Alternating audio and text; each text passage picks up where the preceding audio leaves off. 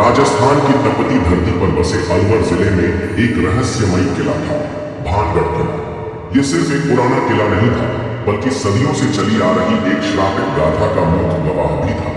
भानगढ़ का निर्माण आमेर के राजा भगवंत दास ने करवाया था, परंतु उस समय उसी स्थान के पास एक सिद्ध योगी गुरु बालूनाथ अपनी कठोर तपस्या में लीन थे।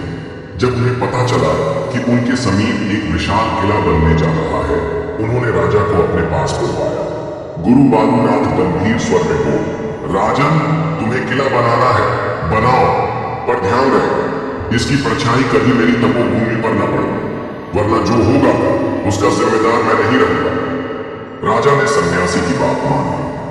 निर्माण ऐसा करवाया गया कि किले की ऊंचाई कभी उस दिशा में नहीं बढ़ी।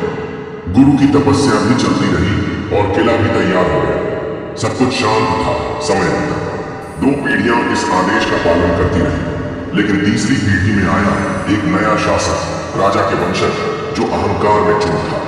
उसने पुराने किले का पुनर्निर्माण शुरू करवाया और ऊंचाई बढ़वा दी। नतीजा वही हुआ जिसका डर था।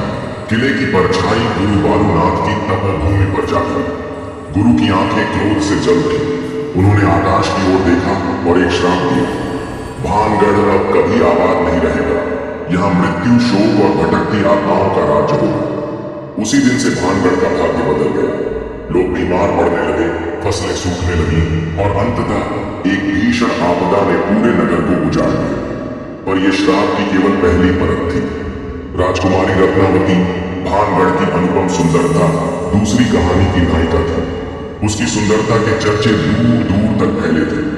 उसी नगर में रहता था एक श्मशानवासी तांत्रिक, सिंधिया। उसने रत्नावती को एक दिन बाजार में देखा और उसी क्षण पागल हो गया।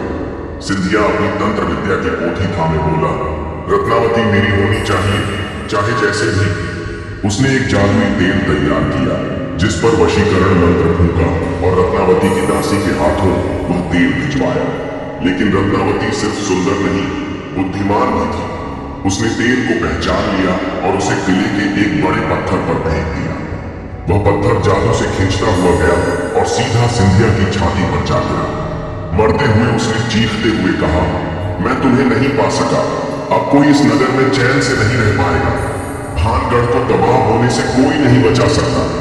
उसके श्राप के बाद भानगढ़ में एक युद्ध हुआ, सैकड़ों मारे गए। तब से रात को चीखें, परछाइयां और अदृश्य साए इस किले की पहचान बन गए। वर्षों बाद 2016 में गौरव तिवारी, जो इंडियन पैरानॉर्मल सोसाइटी के प्रमुख थे, एक न्यूज चैनल के साथ भानगढ़ की सच्चाई जानने पहुंचे। रात के अंधेरे में कैमरे की रोशनी में गौरव किले की दीवारों को छूते हुए कहते हैं, यहाँ कुछ है, ये जगह सांस लेती है, कुछ देख रहा है। लेकिन उनकी खोज अधूरी रह गई। कुछ हफ्तों बाद गौरव तिवारी की रहस्यमयी मौत हो गई। पुलिस को कोई स्पष्ट वजह नहीं मिली, पर कईयों का मानना है भानगढ़ में एक और आत्मा निकल गई। आज भी सूर्यास्त के बाद कोई भानगढ़ नहीं जाता। सरकार ने बोर्ड लगा रखा है, सूर्योदय से पहले और सूर्यास्त के बाद किले में प्रवेश वर्जित है।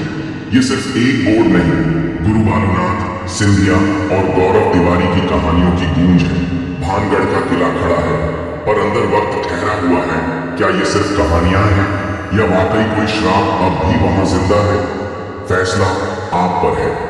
इस वीडियो में बताई गई कहानी की सत्यता का प्रमाण तो नहीं देता, लेकिन कुछ ना कुछ तो रहस्य जरूर है, जिस कारण भारत सरकार को भी इस किले के बाहर रिपोर्ट लगाना पड़ा। वीडियो को लाइक और चैनल को सब्सक्राइब करने के साथ कमेंट बॉक्स में जरूर बताइए आपको यह वीडियो कैसा लगा। मिलता हूं अगली नई वीडियो के साथ, तब तक के लिए अपना ख्याल रखिएगा। धन्यवाद।